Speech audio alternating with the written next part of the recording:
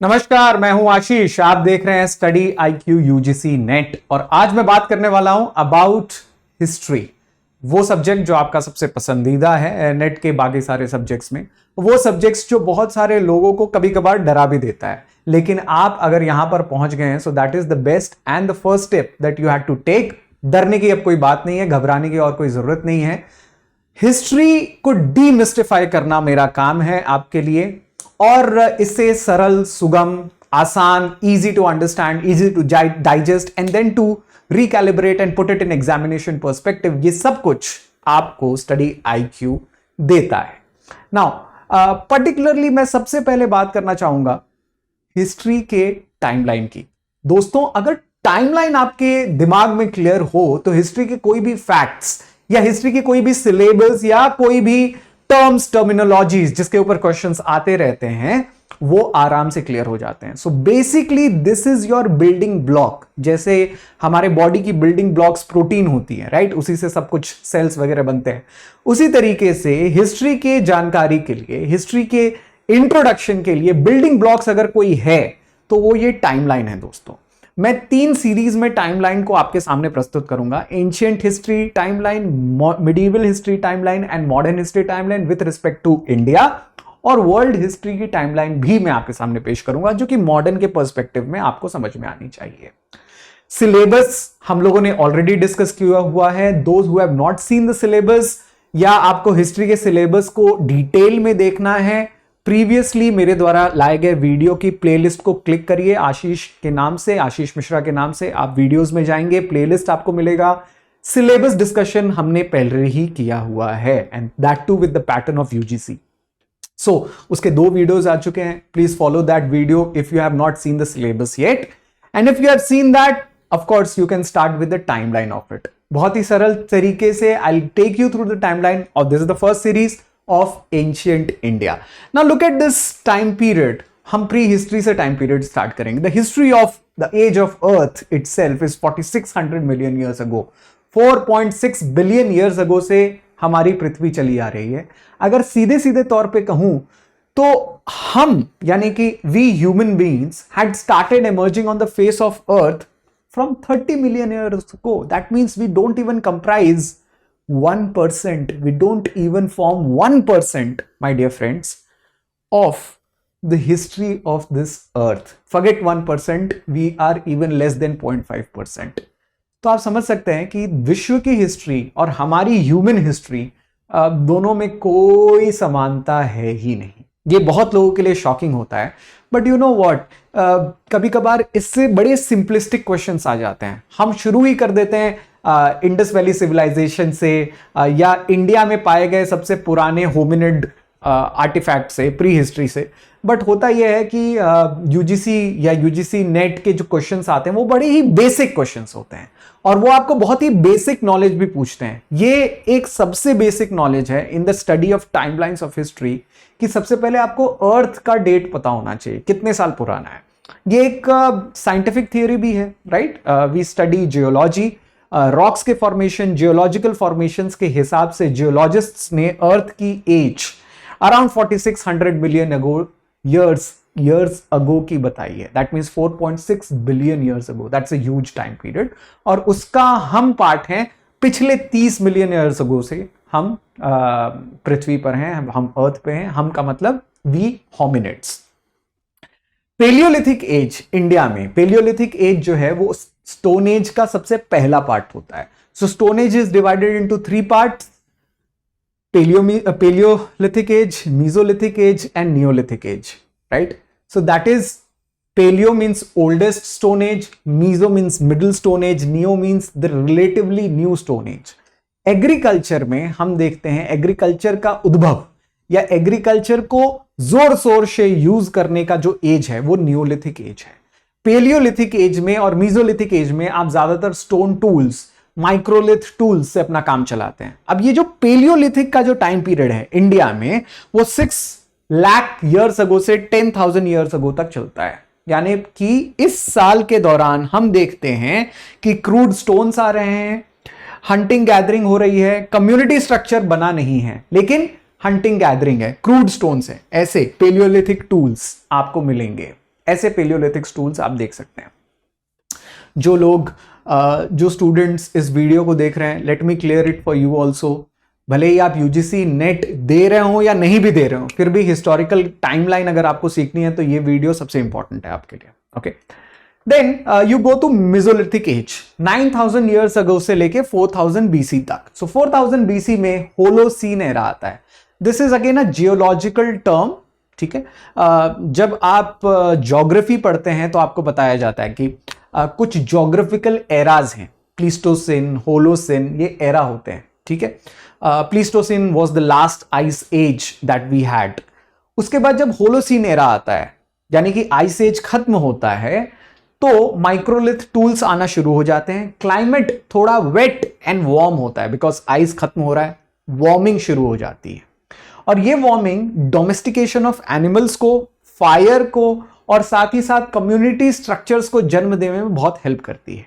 So Mesolithic time period is coterminous with Holocene era, और उससे पहले जो टाइम पीरियड था वो आइस एज का टाइम पीरियड था, इसे उसे प्लीस्टोसीन कहते हैं, ठीक है।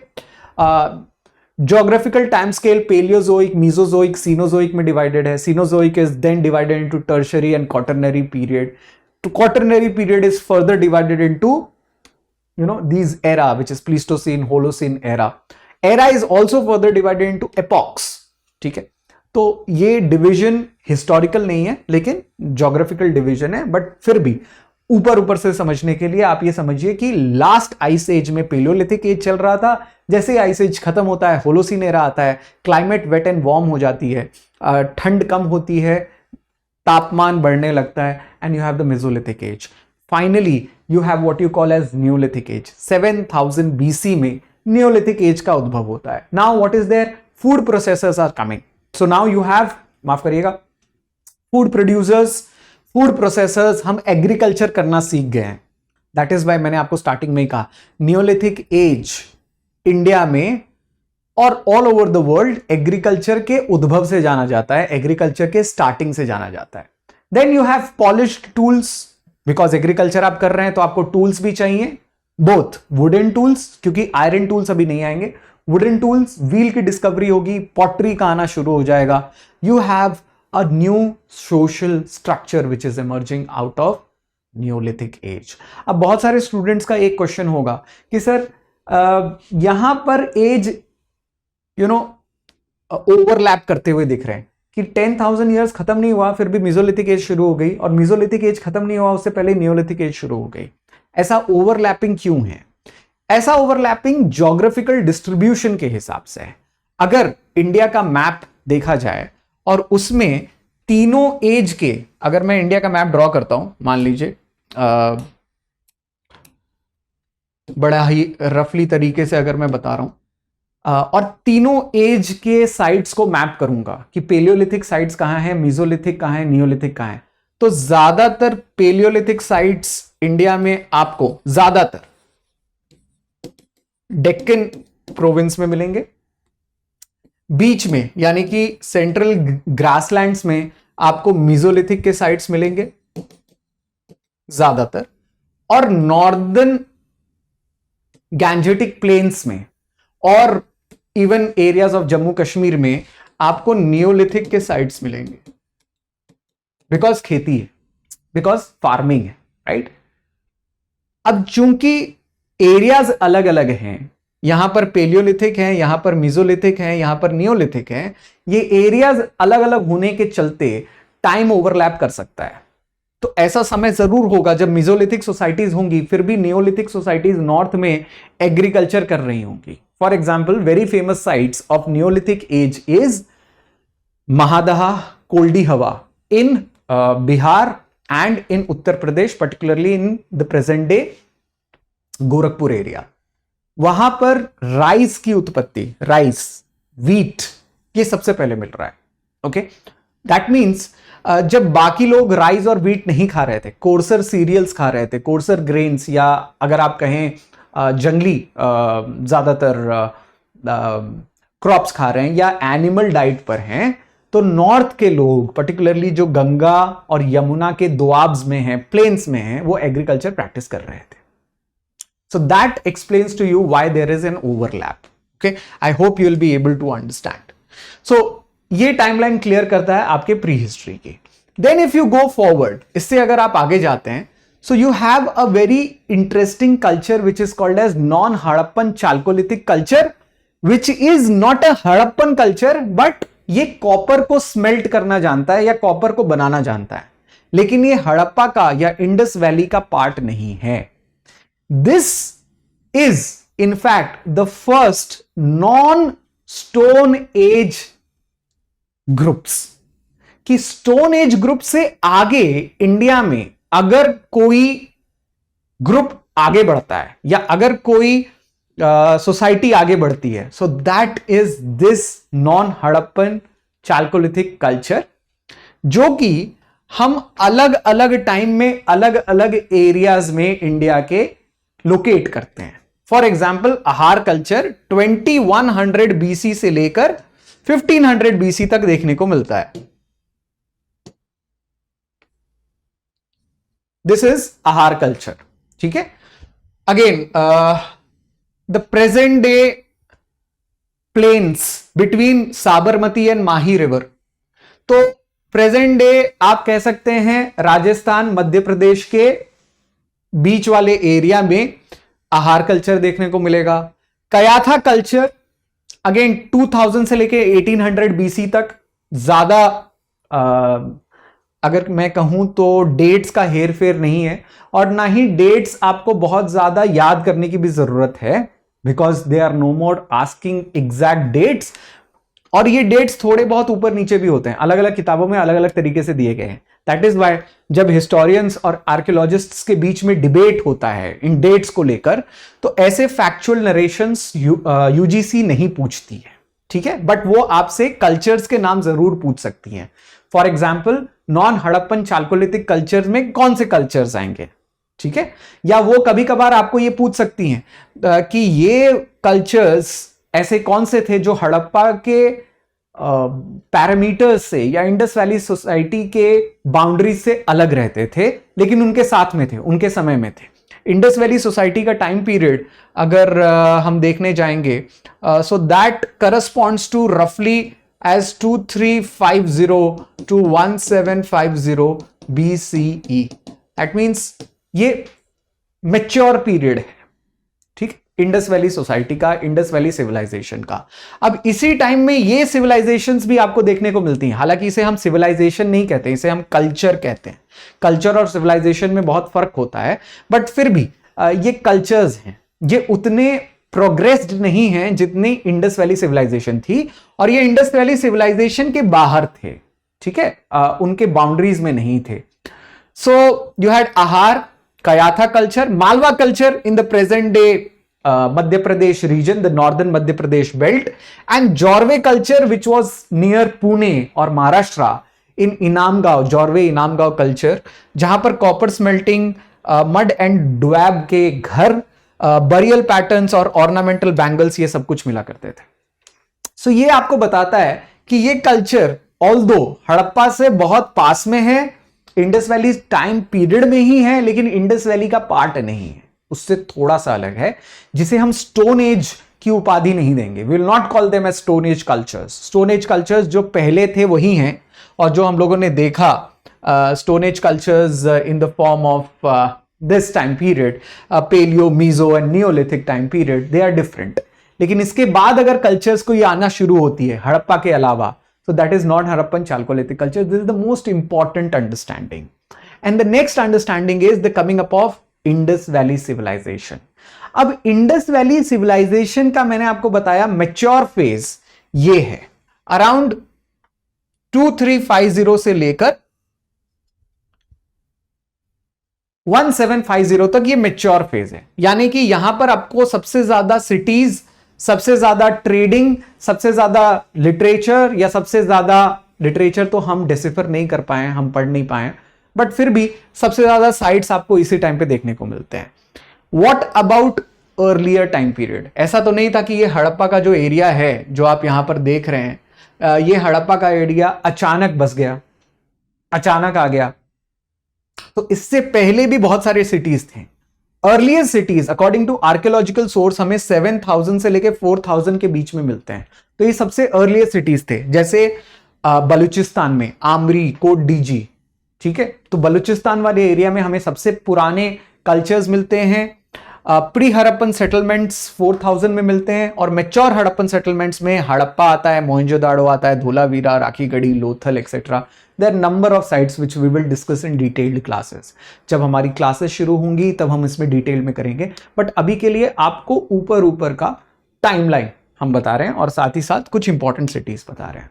By the time of 1500, by the time this year comes, 1500 तक आते आते, इनफैक्ट 1500 के पहले ही, जैसे कि मैंने आपको कहा 1750 तक इंडस वैली सिविलाइजेशन की सारी साइट्स डिक्लाइन में रहती हैं, ठीक है।